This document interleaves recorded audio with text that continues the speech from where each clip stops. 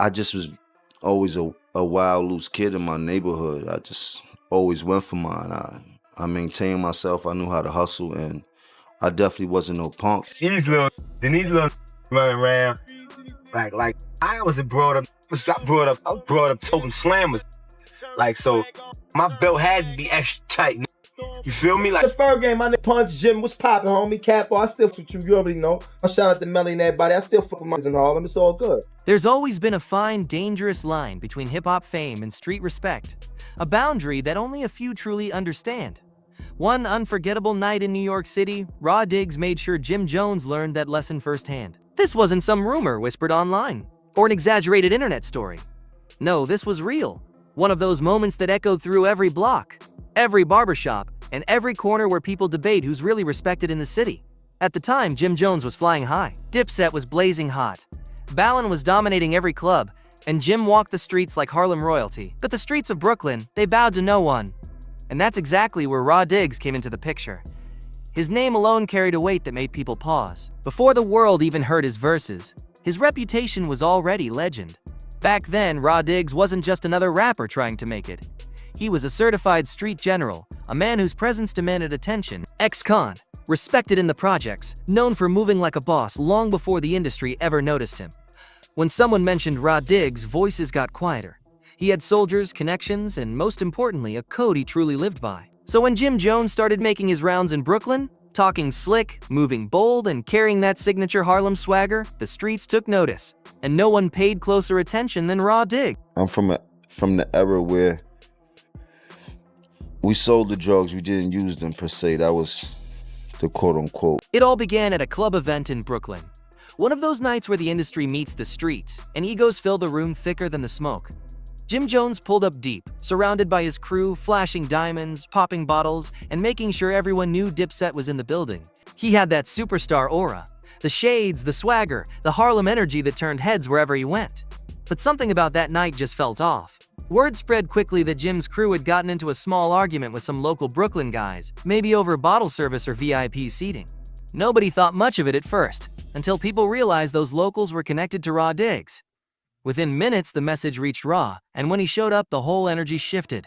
Witnesses said you could feel it in the air. The music seemed to dip, the crowd parted a little, and suddenly everyone was just watching. Raw Diggs didn't rush in loud. He moved calm, steady, heavy, like a man who had nothing to prove and everything to command. He walked up to Jim Jones, looked him dead in the eye, and asked, "You good, homie? You know where you at?" That's when the vibe changed completely. Jim tried to play it cool, smiling, trying to keep that Harlem composure. But Raw wasn't there for no celebrity act. He leaned in and told him, "Ain't no cameras out here. Respect goes both ways." Everyone standing there knew. This wasn't a debate or a back and forth. This was one man checking another. The wild part? Jim didn't argue. He didn't shout, didn't swing, didn't try to flex. He just nodded, tried to diffuse it, and let the moment pass. Chevita Diggs turned around and walked out like a storm, leaving silence behind. But that silence, it was loud. People said it felt like watching a superstar realize, right there in the moment, that in another man's city, he was still just a man. Blood, from this day on, when you see us throw it up, you be putting way more work in than half these bloods that be out here and things like that. So you the homie now. When you see us throw it up, that's just that. To really understand why that moment hit so hard, you have to know who Raw Diggs truly was. Born Ronald Heron, he wasn't some rapper trying to act tough for the cameras. He was built by the streets, raised in the go-ness houses of Brooklyn, one of those projects where you either make a name or get swallowed whole. Raw wasn't new to the life. By the time he ever thought about rapping, his name already carried both fear and respect from the block to the borough. He was known for discipline, loyalty, and presence. The kind of man people quieted down for when he spoke. And it wasn't because of bars or beats. It was because he embodied a code, a set of rules that represented that old-school New York street structure. The one that started fading as fame and clout took over. So when Raw Diggs and Jim Jones crossed paths that night, it was bigger than two men. It was a cultural collision, Harlem Flash versus Brooklyn Grit. Jim represented Dipset, colorful, confident, loud, dripping in designer, and full of swagger. Raw was Brooklyn incarnate, raw, militant, no smiles, all respect and order. And that's what made the moment powerful. That night, all the Harlem glamour in the world didn't mean a thing. Raw wasn't there to start beef or chase headlines. He came to set a boundary. Word was that Jim's people had disrespected the locals, throwing money, acting wild, talking like they owned the spot. Raw showed up not to fight, but to remind everyone what respect looks like. His message was simple, sharp, and direct. "This ain't your block, this is mine." And just like that, the balance of power in the room shifted back to the streets. They allege that Heron is guilty of racketeering charges for running a drug-dealing operation in the Gowanus housing development where he grew up. They also claim he was involved in 3 murders and 3 attempted murders. The encounter spread fast, because everyone who witnessed it told the story the exact same way. Ra didn't yell, he didn't threaten, he just checked Jim calmly, right there in front of everyone. And that calm, that quiet confidence is what made the moment legendary. He didn't need to raise his voice to command respect. His presence alone did all the talking. People said that after that night, Jim's tone changed. No more boasting, no more Harlem talk. The swagger softened, and the message was clear. He knew what time it was. No fists were thrown, no bottles broken, but somehow the silence that followed hit harder than any punch could. The story became instant street folklore. The night Brooklyn humbled Harlem, even if just for a moment. Word spread quick. Jim got pressed by Raw Diggs. He backed down in Brooklyn. Raw made him respect the ground he walked on. Whether the details were exaggerated or not didn't matter. The story stuck. And in New York, once a story attaches itself to your name, it never died. Years later, when Raw Diggs got caught up in his federal case and ended up serving life in prison, people still brought up that same night. They spoke about it like proof of who he really was. A man who stood on principle, even when standing meant facing down a celebrity. They'd say, Raw was wild, but he always stood on business. That night became a chapter in his myth, a reminder carved into New York street history. The day Raw Diggs reminded the industry that no matter how big the fame gets, some lines just don't get crossed. Raw Diggs got 3 life sentences. You heard about this? I actually seen it on, I think it was on your website yesterday, and I was like, and I feel bad. For Jim Jones, that night in Brooklyn was more than just an awkward encounter. It was a reality check. Jim had always been a hustler, confident and relentless. A man who built himself from the ground up. But even he couldn't deny what that moment did to his image in the streets. Harlem still loved him, no doubt. Inside his zone, he was still a king. But beyond those blocks, the whispers started. Every time he talked tough in interviews or dropped bars about being outside, the comments followed. Yeah, but what about Raw Diggs? It became that one story nobody would let go of. What made it even more powerful was Jim's silence. He never addressed it, not once. He didn't confirm it, didn't deny it, and that silence spoke louder than any statement. Because if it wasn't true, people expected Jim to set the record straight. But instead, he let it linger, maybe realizing that some stories are better left untouched. Behind the scenes, those close to Jim said that moment changed how he moved. After that night, he started rolling lighter, showing up to Brooklyn events with fewer people, more focus, less noise.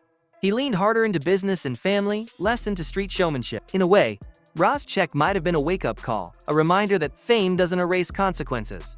It just puts a brighter light on them. Meanwhile, Raw Diggs became a symbol of authentic New York energy. He represented the side of the streets that never cared about followers or trends. Even after his conviction and life sentence, his name stayed alive, whispered with both respect and awe. Rappers referenced him in verses, old heads told stories about how polite he was when you came correct, and how deadly things could get when you... That balance, fear and respect, was what made him different. When documentaries and podcasts started revisiting the golden era of New York, this story always resurfaced. The night Raw Diggs humbled Jim Jones, not because it was beef, but because it showed something real. It showed how ego gets checked when it crosses into the wrong neighborhood, and how fame doesn't always translate to power.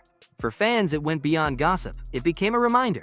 The streets aren't something you rent, they're something you belong to. Even now, years later, the story still floats around whenever Jim's name gets brought up in conversations about authenticity. Some call it exaggerated. Others swear they saw it happen with their own eyes. But no matter who tells it, the message never changes. No matter how famous you are, there's always someone realer, quieter, and ready to test you if you forget your place. In the end, that night became part of New York hip-hop legend. The night Raw Diggs reminded the culture that the streets don't bend for fame. It wasn't about violence, it wasn't about humiliation, it was about principle. Raw didn't press Jim Jones to embarrass him, he did it to keep the code alive. Because in the streets, respect always comes before reputation. And that's a truth the new generation needed to witness. For Jim, it wasn't a total loss, it was a lesson. Since then, he's evolved into a businessman, a family man, even a motivator. Maybe that night helped him mature faster, because the old Jim who thrived on confrontation slowly gave way to the older, wiser, more calculated version we see today. But the streets never forget, and neither do the fans. Every city has a story like this, but this one involved 2 names big enough to echo across decades. As for Raw Diggs, his legacy became complicated. Some remember him for the music that never reached its full potential. Others remember him as the last of a dying breed. a man who lived by loyalty, fearlessness, and a strict moral code. Even from behind bars, his name still carries weight. Because whether you loved him or feared him, everyone agrees he stood for something real. The moral is simple. You can buy diamonds, cars, fame, and followers, but you can't buy respect. Respect is earned in quiet rooms and unfilmed moments when pride meets power. And that night in Brooklyn, Raw Diggs showed exactly what that means. So yeah, the night Raw Diggs humbled Jim Jones wasn't just a story. It was a turning point. It marked the line between fame and foundation. Harlem might have had the lights, but Brooklyn had the code.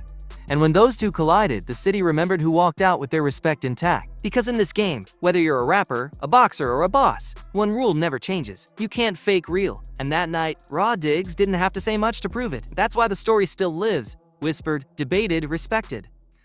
Because it wasn't just about Jim Jones or Raw Diggs. It was about what happens when image meets reality. See, fame can make a man forget where he's standing, but the streets, they'll always remind you. Raw Diggs didn't need cameras, chains, or a viral clip. His presence alone spoke louder than any hit record. He didn't threaten anyone. He didn't make a scene.